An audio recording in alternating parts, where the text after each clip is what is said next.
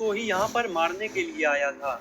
लेकिन गुल्ली बुल्ली जेफ को ऐसा करते हुए देख लेते हैं और फौरन पीछे हटने लगते हैं। जेफ जब पीछे मुड़ता है तो ये गुल्ली बुल्ली को देख लेता है और जेफ गुल्ली बुल्ली की तरफ दौड़ता है।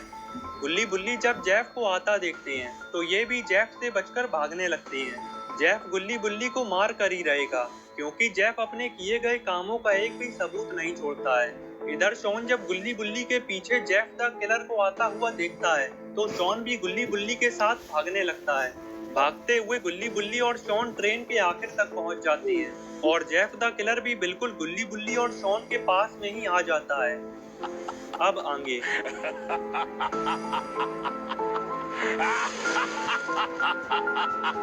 जेफ को अपने सामने खड़ा देखकर गुल्ली बुल्ली और शॉन को कुछ समझ नहीं आ रहा था कि अब इन्हें क्या करना चाहिए।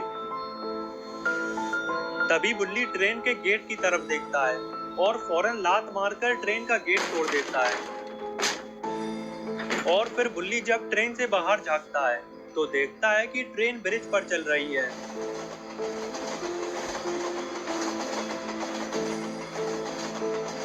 और बुल्ली जब ट्रेन के आगे देखता है तो बुल्ली को आगे एक नदी दिखाई देती है।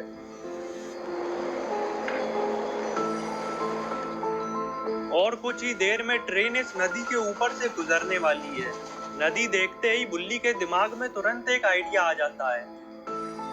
बुल्ली पलटकर गुल्ली और शॉन की तरफ देखता है तो गुल्ली बुल्ली से कहता है, बुल्ली इतनी ऊंचाई से कूदने की सोचना भी मत। अगर हम इतनी ऊंचाई से कूदेंगे तो बच नहीं पाएंगे। और शॉन कहता है, हाँ बुल्ली, इतनी ऊंचाई से कूदना ठीक नहीं है और वैसे भी मुझे ऊंचाई से बहुत डर लगता है। जेफ द किलर जब गुल्ली और शॉन की बातें सुनता है तो ये जोर जोर से